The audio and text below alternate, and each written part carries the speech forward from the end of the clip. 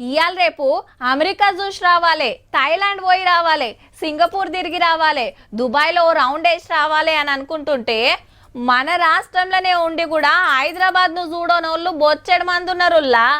ఓ కాళ్ళ సిటీకి వచ్చినా ఏది చూడకుండానే వెళ్ళిపోయేటోళ్ళు గిన మస్తు మంది. తీర్వాటం లేక కావచ్చు, తిప్పేటోళ్ళు లేక కావచ్చు. అగో గందుకే గీ కార్యం పెట్టిండ్రబ్బా. ఆదివాసి దర్వేసి పీకలోది కొమరభీంను గొలుచుకొని మునం పెట్టి బస్ ఎక్కిండ్రేగా. అవు అందరు ఆదిలాబాద్ ఆదివాసి బిడ్డలే. అగో మంత్రి జూపల్లి కృష్ణారావు సార్ రానే వచ్చిండు. Local MLA వెడమ Bojju Patel sir దగ్గరుండి బస్ ఎక్కిస్తున్నాడు. ఇక టూరిజం శాఖ తరపున 6 బస్సులు పెడితే అందరు ఎక్కి కూకొని ఒక ముర్చుడు కాదు.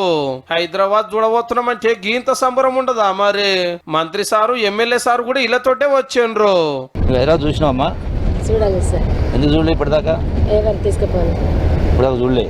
గదన్నట్టు జూపల్లి సార్ ఒక పారు ఆదివాసీలతోటి మీటింగ్ పెడితే పట్నం చూసిరా అంటే చూడలే అన్నారట. అందుకే బస్సులు పెట్టి తీసుకొస్తున్నారు అన్నట్టు ఫ్రీగా.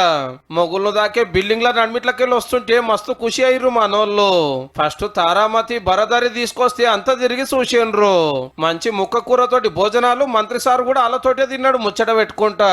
ఈడికెళ్ళి శంషాబాద్ గాలి మోటార్ డిపోకు మలిపిరు బస్సులు. ఎయిర్పోర్ట్ ఎట్లుంటది, గాలి మోటార్లు ఎగురుడేంది దిగుడేంది అంతా చూసిర్రు దగ్గరుండి. మనోళ్ళకి ఇదే కొత్త కాబట్టి మస్తు మురిసిపోయిండ్రు. బాగా అనిపిస్తుంది సార్.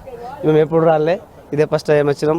బాగా సంతోషం సార్. మన హైదరాబాద్ వచ్చినామైతే ఇది మంచిగానే ఉంది సార్. ఎప్పుడు రాలే, మాకు ఇప్పుడు ఇట్లా చూడలేదు. మేము బాగా తిరిగి చూస్తున్నాం. మొత్తం బిల్డింగ్స్ ఉన్నాయి, మొత్తం రోడ్లు కూడా పెద్ద పెద్దవి ఉన్నాయి.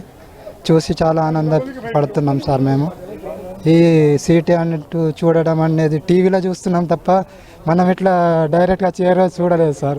ఏడుకెళ్ళి ట్యాంక్ బండ్కు తీసుకొచ్చిర్రు. ఆడికెళ్ళి చార్మినార్కు 6 బస్సులలో 500 మందికి మీదనే వచ్చిండ్రు.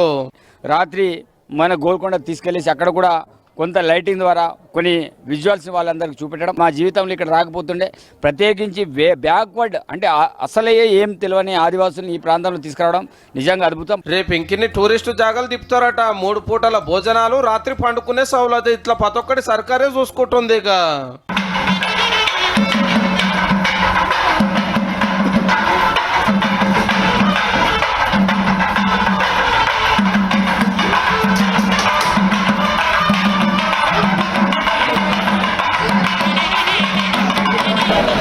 మెల్ల